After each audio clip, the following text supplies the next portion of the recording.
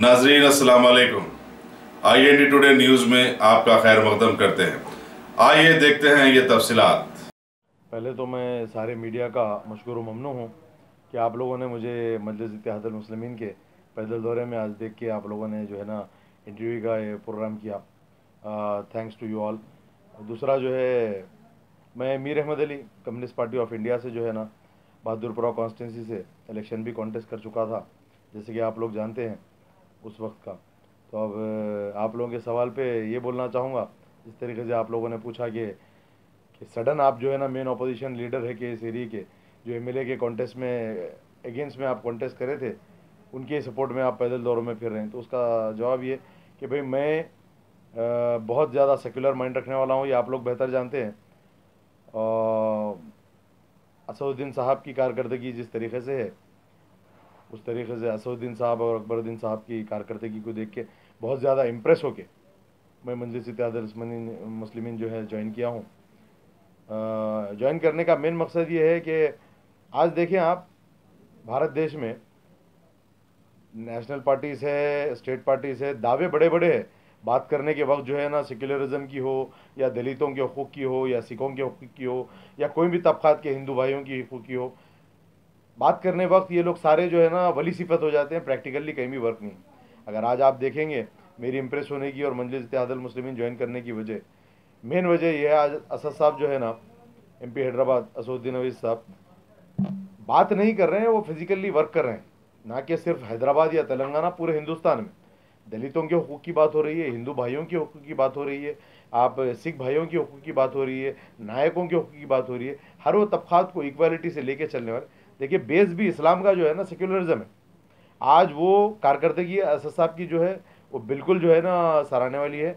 बल्कि मैं असद साहब के साथ अकबर साहब का ये बोलना चाहूँगा कि देखिए आप तारीख़ अगर उठा के देखेंगे तो राज प्रमुख जब तक प्रिंस निज़ाम राज प्रमुख थे 1954 तक भी, तब तक भी 300 चिल्लर स्कूलों का जो है ना दक्कन के अंदर गवर्नमेंट स्कूल्स का रिकॉर्ड है। अगर आज आप उठा के देखते हैं तारीख दक्कन के अंदर, ये कांग्रेस जब से हम सेक्युलर है जो मुसलमानों का जो सेक्युलर माइंड रखने वाले दूसरे तबक़ात हिंदू है, सिख है, सेक्युलरिज्म, आज अगर आप देखेंगे तो 100 चिल्लर स्कूल है। तो इनसे हमारा नुकसान ही हुआ, फ़ायदा नहीं हुआ। आप अकबरुद्दीन साहब की कारकर्दगी देखें, जैसे कि अवैसी एक्सीलेंस चल रही, सालारे मिल्लत जो एजुकेशन ट्रस्ट चल रहे हैं, उसके अंदर अगर आप देखेंगे तो प्राइवेट स्कूल से भी ज़्यादा अच्छी सहूलत है। अवैसी एक्सीलेंस जो जूनियर कॉलेज है, हाई कॉलेज है, इंजीनियरिंग कॉलेज है, मेडिकल कॉलेज है, जूनियर स्कूल है, हाई स्कूल है, आप देखेंगे जाके तो आप दंग रह जाएंगे। मैं ये सारी चीज़ें हवाई फायर नहीं है खाली इनसे सुन लिए उनसे सुन लिए, मैं खुद जो है जाके देख के इम्प्रेस होकर मैं ज्वाइन करा हूँ। अकबर साहब की कारकर्दगी और असद साहब की कारकर्दगी और सारे MLA को इंस्ट्रक्शंस पे जिस तरीके से काम हो रहा है आज ग्रेटर हैदराबाद में, पूरे ये 7 के 7 MLAs है, MLCs है, जिस तरीके से काम कर रहे हैं वो बिल्कुल जो है ना सराहने वाली बात है। कोई जमात के MLA को आप देखेंगे कि भाई उसके पास टाइम नहीं है कमाने खाने से, ये वो फ्रॉड कामों से टाइम नहीं है। अल्हम्दुलिल्लाह रब्बिल आलमीन। आप अगर हॉस्पिटल्स भी जाते हैं, जो अकबर साहब के अंडर में हॉस्पिटल्स चल रहे हैं, हॉस्पिटल में जाएंगे आप तो गवर्नमेंट रेट से भी कम रेट है। ये बात करने की बात नहीं है, मैं कंपेयर करके बोल रहा हूँ। 10 रुपये में चिट्ठी बनती है भाई हॉस्पिटल में और पूरा इलाज हो जा रहा। ये एक चीज़ है। दूसरी चीज़ आप देखें, हिंदुस्तान के अंदर सारे जो है ना, जहाँ पे एक तरफ से जो है ना बीजेपी की तरफ से फिरकावाराना जो है ना तशद्दुद को बढ़ावा दिया जा रहा है, वहीं पे जो है ना सेक्युलरिज्म बेस बना के असद साहब जो है ना वो फिरकावारियत को जो है ना ख़त्म करते आ रहे हैं। इंशाअल्लाह ताला अल्लाह पाक जो है ना, मेरी दुआ है उनके साथ कि उनको जो है ना उसके मकसद में कामयाब करें।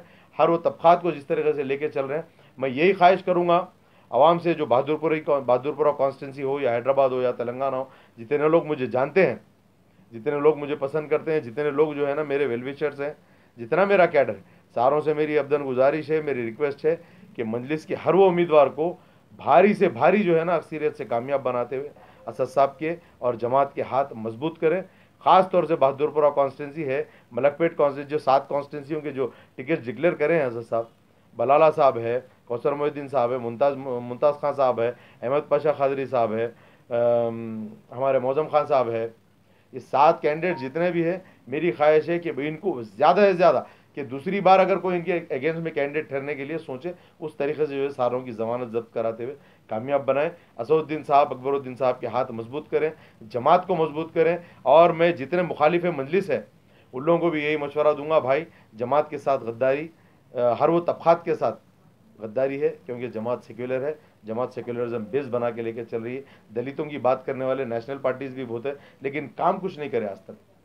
आज हम काम करने के लिए असदुद्दीन साहब प्रैक्टिकली वर्क कर रहे हैं इसके ऊपर।